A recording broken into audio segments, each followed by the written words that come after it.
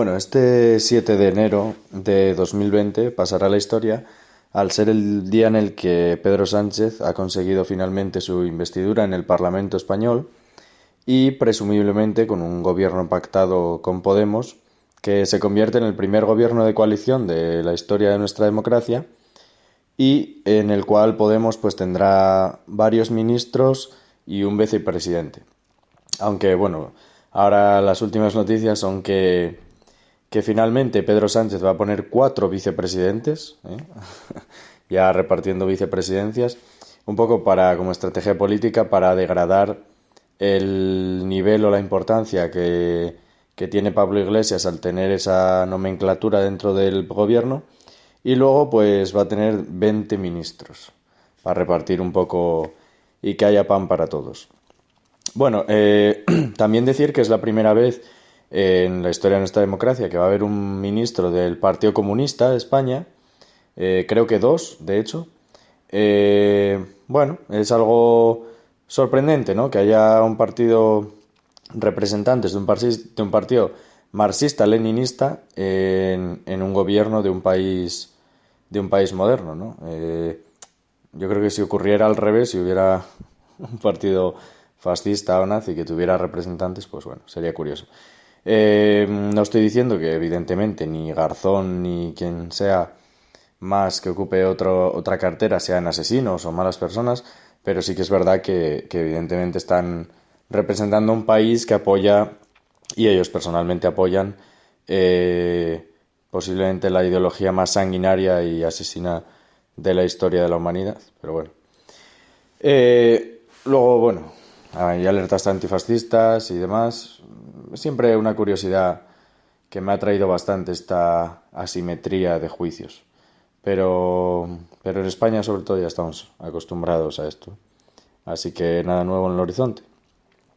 En cuanto al acuerdo de gobierno, es un acuerdo bastante vago, generalmente intervencionista en todos los puntos, y económicamente pues la verdad que presenta un agujero a corto y medio plazo de 3 y 4 puntos del PIB de media, ¿no?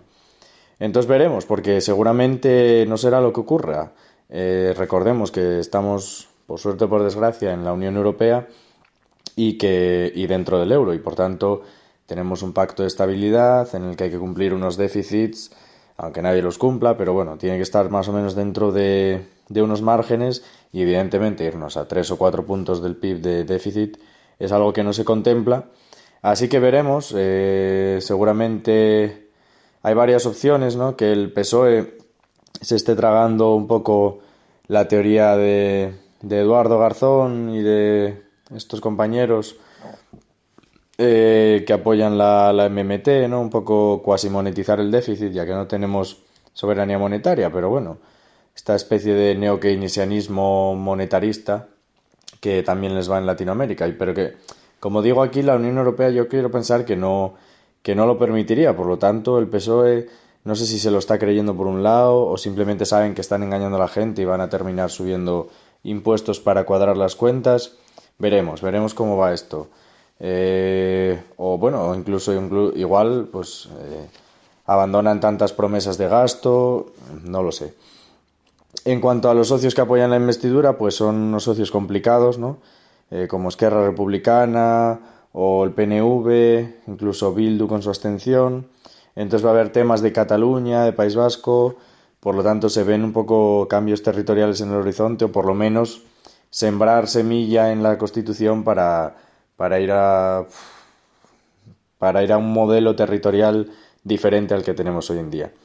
Evidentemente, los políticos hay que creerse su palabra muy poco, entonces habrá que juzgar con hechos, básicamente. Yo personalmente considero que el primer año posiblemente vaya bien, en cuanto aprueben los presupuestos y demás, eso ya lo tienen más o menos medio cerrado con el programa que presentaron.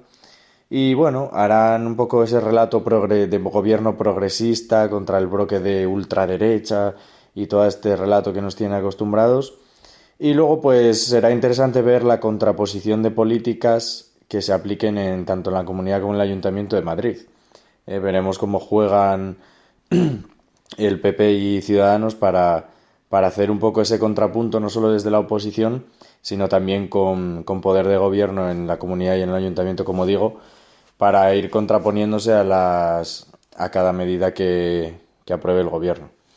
Luego de este primer año, pues seguramente haya una guerra de relatos interna, muy posiblemente, ya que normalmente las coaliciones suelen ir de dos formas. O bien los dos partidos son muy pragmáticos y van a gobernar juntos, y esto suele terminar con el partido pequeño desapareciendo completamente, o, que es más el caso aquí, ya que no olvidemos que el objetivo de Podemos es comerse al PSOE.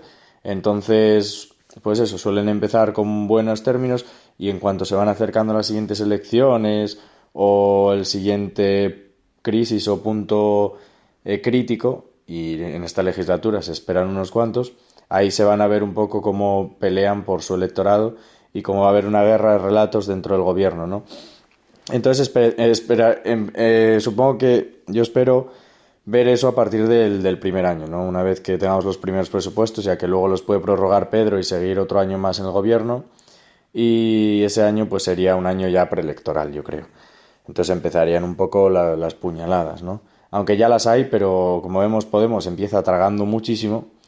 Comparemos el programa que han presentado de gobierno, que es bastante malo, pero evidentemente no tiene nada que ver con aquel programa de Podemos de las europeas, ¿no? De hace años, 2014, 2015, que era una burrada. Es decir, si alguien lee eso ahora, pues echaría las manos a la cabeza, evidentemente. Entonces no sé si hay un poco de estrategia de Chávez, que sabemos que Pablo y compañía lo tienen muy bien estudiado, y hay de hecho un montón de vídeos de ellos explicándolo en YouTube. Entonces puede ser eso, una estrategia Chávez, una estrategia comerse desde dentro a Pedro y al PSOE, y en ese caso pues sería un poco una cuesta abajo hacia España, ¿no? Ahora empezar tragando todo lo que puedan ellos, meterse en las instituciones, meterse en la sociedad civil política, politizarla, como dijo Errejón, para mantener a esa gente con trabajo cuando no ocupen cargos en el gobierno, y mantener esa movilización social, ir extendiéndola hasta que tengan poder para gobernar en solitario. Pese a ello, tenemos que tener en cuenta que el PSOE mantiene el poder de toda esta democracia de pandereta que tenemos en España, ¿no? De este Estado sin separación de poderes y chufla, que está un poco a medio camino entre un Estado, una democracia latinoamericana y una democracia europea, ¿no? Entonces, Sánchez evidentemente no dudará en hacer cualquier burrada o cualquier treta para su beneficio, y de hecho ya les está haciendo con lo de los cuatro vicepresidencias y demás, ¿no? Quitarles competencias muy claves a los ministerios que va a ocupar Podemos o Izquierda Unida, estas cosillas. Entonces, bueno, va a haber ahí una pelea de gallos. También hay que recordar que tenemos a dos juntos, que la madre que los parió, ¿no? Son dos gallitos y con unos egos tremendos, como son Pedro Sánchez y Pablo Iglesias, que, bueno, evidentemente cualquier político tiene un ego brutal y es un psicópata peligroso, pero Pedro y Pablo precisamente han demostrado que, que seguramente se llevarían la palma, ¿no? Si hubiera un concurso. Entonces, bueno, o acaban a hostias entre ellos, o más o menos se intentan llevar para tejer sus redes Podemos y luego les dan la puñalada al PSOE, o no lo sé, veremos, porque de momento, como he dicho, las redes las tiene el PSOE. Entonces, la guerra de relatos, ya sabéis que la política es la creación y el marketing de un relato, ¿no? Entonces, la primera parte de la legislatura, yo ya he dicho primer año más o menos, habrá una guerra, habrá un relato de entre bloques, guerra de relatos entre bloques, que seguramente traigan bastante polarización y mal ambiente en la sociedad española. Y ya que por otro lado la oposición vemos que está un poco desnortada, está un poco haciendo el tonto, ya que parece que la única manera de hacer oposición sea diciendo viva España y con mierdas nacionalistas y colectivistas, cuando en realidad lo tienen súper sencillo para hacer oposición. Pero bueno, casi es lo que la gente demanda, y como reflejo de ello es el resultado de Ciudadanos en las últimas elecciones, ¿no? Entonces, es muy difícil anticipar qué ocurrirá después, cómo se va a desarrollar esta historia a partir del primer año, pero bueno, esperemos que no termine con una polarización irresoluble tipo Segunda República o algo similar. Bueno, hay que recordar que el ser humano ha mejorado en muchísimas cosas en algunas zonas del mundo, ¿no? Ya no nos matamos por personajes ficticios o entramos en guerra por caprichos monárquicos, pero en esencia somos lo mismo que éramos.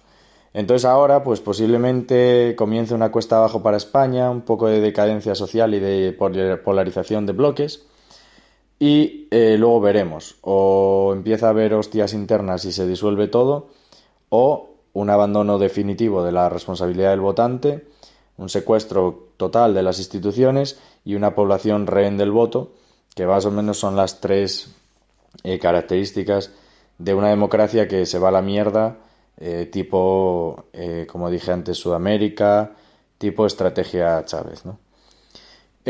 Cuando un país toma esta vía suele acabar muy mal, como en los ejemplos que ya he puesto y que ya he comentado, ya que, bueno, en el fondo somos lo mismo que éramos antes, como dije, el ser humano no cambia, y abandonar las instituciones que nos impiden caer en esa naturaleza es siempre un caro error, y con esto me refiero a instituciones que nos damos entre las personas como pues, el imperio de la ley, el respeto a las libertades de los demás, etcétera. Entonces, pues bueno, nada, esperemos que no sea este el caso, que sea yo el pesimista y que solo venga un valle del que salgamos, eso sí, con mucho esfuerzo y sufrimiento en lugar de una pendiente sin final. Pues nada, estaremos muy pendientes a cualquier acto de este gobierno, juzgaremos por los actos y no por las palabras, ya que eso es todo teatro y relato, y veremos cómo continúa la situación en España, para bien o para mal.